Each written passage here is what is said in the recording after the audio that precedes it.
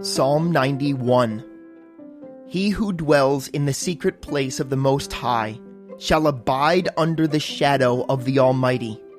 I will say of the Lord, He is my refuge and my fortress. My God, in Him I will trust. Surely He will deliver you from the snare of the fowler and from the perilous pestilence. He shall cover you with His feathers, and under His wings you shall take refuge. His truth shall be your shield and buckler. You shall not be afraid of the terror by night, nor of the arrow that flies by day, nor of the pestilence that walks in darkness, nor of the destruction that lays waste at noonday. 1,000 may fall at your side, and 10,000 at your right hand, but it shall not come near you. Only with your eyes shall you look and see the reward of the wicked. Because you have made the Lord, who is my refuge, even the Most High, your dwelling place. No evil shall befall you, nor shall any plague come near your dwelling, for He shall give His angels charge over you, to keep you in all your ways. In their hands they shall bear you up, lest you dash your foot against a stone. You shall tread upon the lion and the cobra, the young lion and the serpent you shall trample underfoot. Because He has set His love upon me, therefore I will deliver him. I will set him on high, because he has known my name. He shall call upon me, and I will answer him. I will be with him in trouble. I will deliver him and honor him. With long life I will satisfy him and show him my salvation.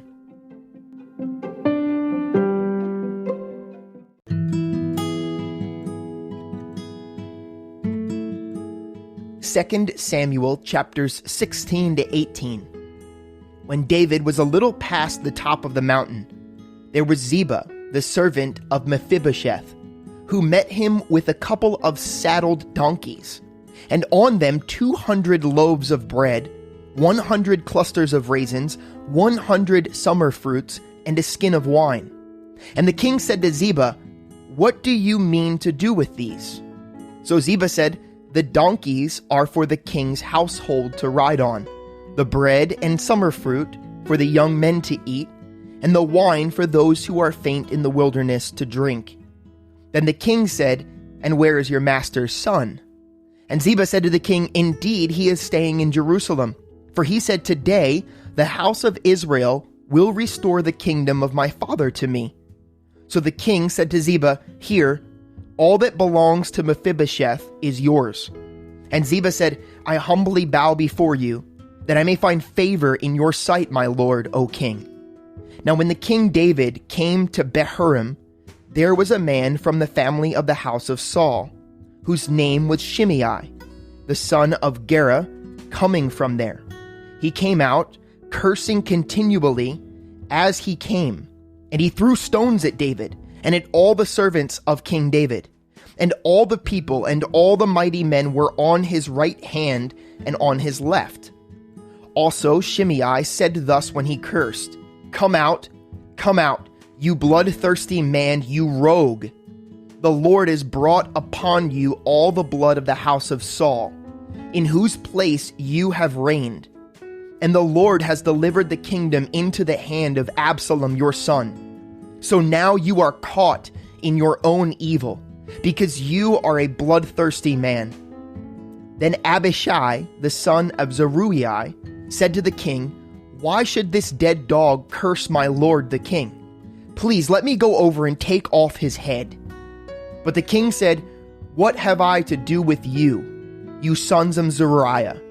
So let him curse, because the Lord has said to him, 'Curse David.'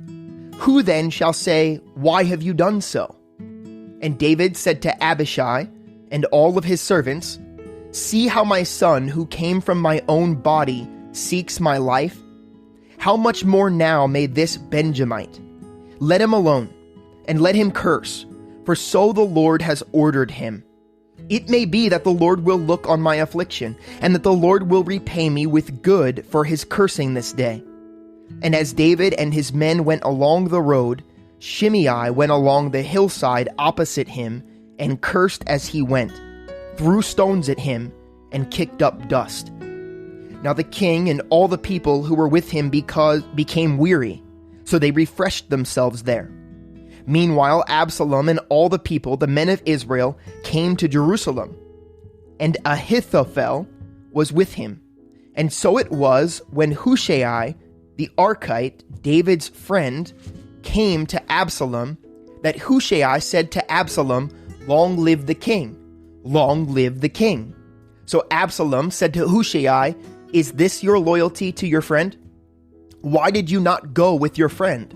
And Hushai said to Absalom, "No, but whom the Lord and his people and all the men of Israel choose, his I will be, and with him I will remain. Furthermore, whom should I serve? Should I not serve in the presence of his son, as I have served in your father's presence? So will I be in your presence." Then Absalom said to Ahithophel, "Give advice as to what we should do." And Ahithophel said to Absalom, "Go into your father's concubines, whom he has left to keep the house, and all Israel will hear that you are abhorred by your father. Then the hands of all who are with you will be strong." So they pitched a tent for Absalom on the top of the house, and Absalom went into his father's concubines in the sight of all Israel. Now the advice of Ahithophel, which he gave in those days, was as if one had inquired at the oracle of God. So was all the advice of Ahithophel, both with David and with Absalom. Moreover, Ahithophel said to Absalom, "Now let me choose 12,000 men, and I will arise and pursue David tonight. I will come upon him while he is weary and weak, and make him afraid. And all the people who are with him will flee, and I will strike only the king. Then I will bring back all the people to you. When all returned except the man whom you seek, all the people will be at peace." And the saying pleased Absalom and all the elders of Israel. Then Absalom said, "Now call Hushai the Archite also, and let us hear what he says too." And when Hushai came to Absalom, Absalom spoke to him, saying, "Ahithophel has spoken in this manner. Shall we do as he says? If not, speak up." So Hushai said to Absalom, "The advice that Ahithophel has given is not good at this time. For," said Hushai, "you know your father and his men, that they are mighty men, and they are enraged in their minds, like a bear robbed of her cubs in the field. And your father is a man of war, and will not camp with the people. Surely by now he is hidden in some pit, or in some other place.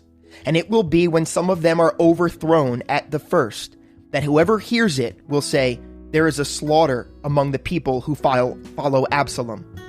And even he who is valiant, whose heart is like the heart of a lion, will melt completely. For all Israel knows that your father is a mighty man, and those who are with him are valiant men. Therefore I advise that all Israel be fully gathered to you, from Dan to Beersheba, like the sand that is by the sea for multitude, and that you go to battle in person. So we will come upon him in some place where he may be found, and we will fall on him as the dew falls on the ground. And of him and all the men who are with him, there shall not be left so much as one. Moreover, if he has withdrawn into a city, then all Israel shall bring ropes to that city, and we will pull it into the river, until there is not one small stone found there." So Absalom and all the men of Israel said, "The advice of Hushai the Archite is better than the advice of Ahithophel." For the Lord had purposed to defeat the good advice of Ahithophel, to the intent that the Lord might bring disaster on Absalom. Then Hushai said to Zadok and Abiathar the priest, "Thus and so Ahithophel advised Absalom and the elders of Israel, and thus and so I have advised. Now therefore send quickly and tell David, saying, 'Do not spend this night in the plains of the wilderness, but speedily cross over lest the king and all the people who are with him be swallowed up. Now Jonathan and Ahimaaz stayed at En-rogel, for they dared not be seen coming into the city. So a female servant would come and tell them, and they would go and tell King David. Nevertheless, a lad saw them and told Absalom. But both of them went away quickly and came to a man's house in Bahurim, who had a well in his court, and they went down into it. Then the woman took and spread a covering over the well's mouth, and spread ground grain on it, and the thing was not known. And when Absalom's servants came to the woman at the house, they said, "Where are Ahimaaz and Jonathan?" So the woman said to them, "They have gone over the water brook." And when they had searched and could not find them, they returned to Jerusalem. Now it came to pass, after they had departed, that they came up out of the well and went and told King David, and said to David, "Arise and cross over the water quickly, for thus has Ahithophel advised against you." So David and all the people who were with him arose and crossed over the Jordan. By morning light not one of them was left who had not gone over the Jordan.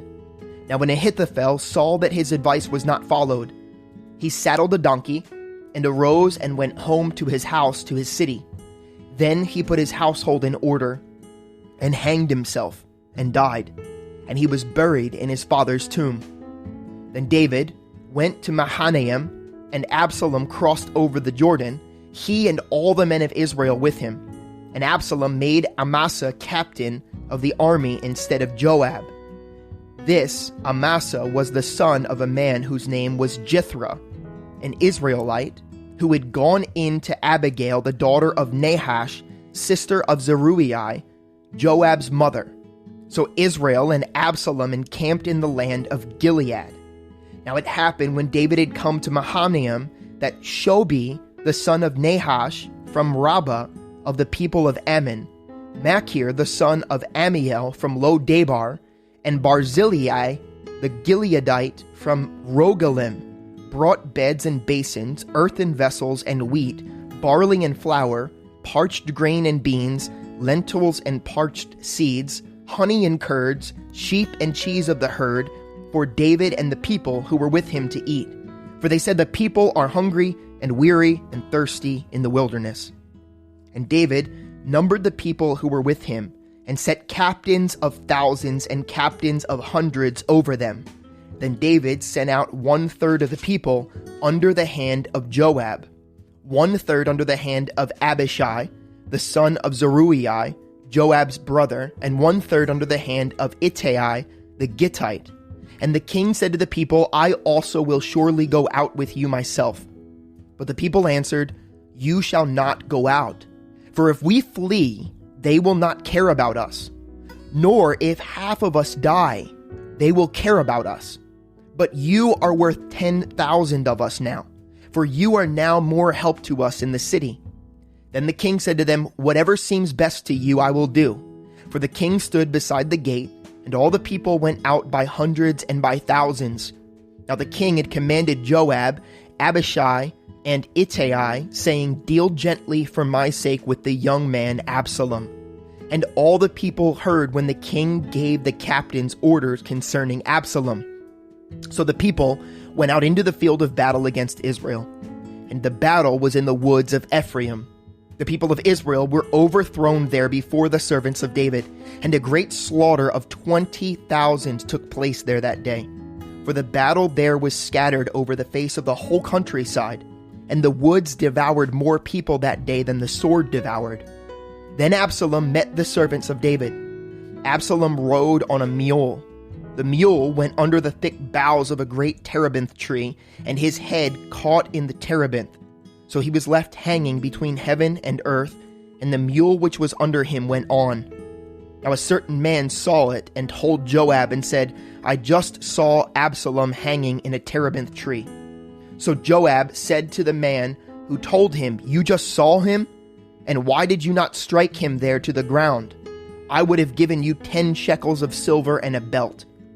But the man said to Joab, "Though I were to receive 1,000 shekels of silver in my hand, I would not raise my hand against the king's son. For in our hearing the king commanded you and Abishai and Ittai, saying, Beware lest anyone touch the young man Absalom. Otherwise I would have dealt falsely against my own life. For there is nothing hidden from the king, and you yourself would have set yourself against me. Then Joab said, I cannot linger with you. And he took 3 spears in his hand and thrust them through Absalom's heart, while he was still alive in the midst of the terebinth tree. And 10 young men who bore Joab's armor surrounded Absalom and struck and killed him.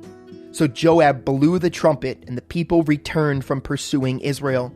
For Joab held back the people.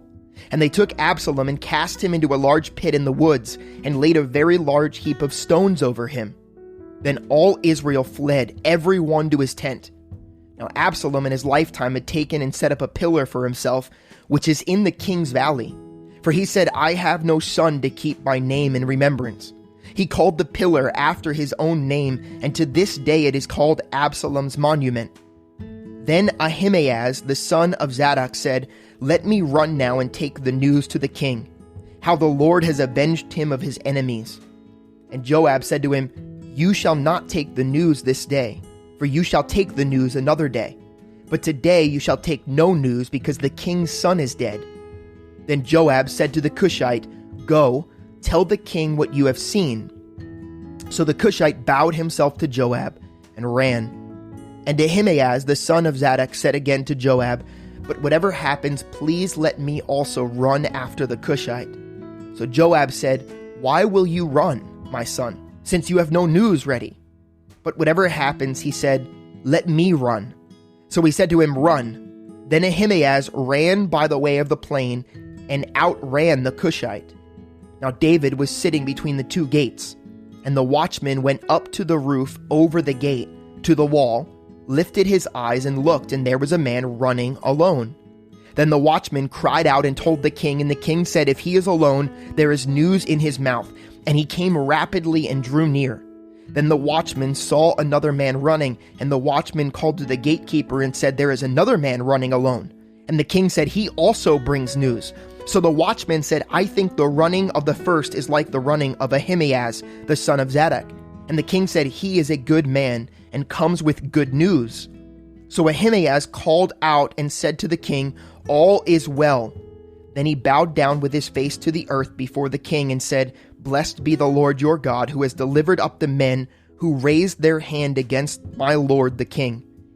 Then the king said, Is the young man Absalom safe? Ahimaaz answered, When Joab sent the king's servant and me, your servant, I saw a great multitude, but I did not know what it was about. And the king said, Turn aside and stand here.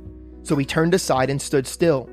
Just then the Cushite came, and the Cushite said, There is good news, my lord the king, for the Lord has avenged you this day of all those who rose against you. And the king said to the Cushite, Is the young man Absalom safe? So the Cushite answered, May the enemies of my lord the king, and all who rise against you do harm, be like that young man. Then the king was deeply moved, and went up to the chamber over the gate, and wept. And as he went, he said thus, O my son Absalom, my son Absalom, if only I had died in your place. O Absalom, my son, my son.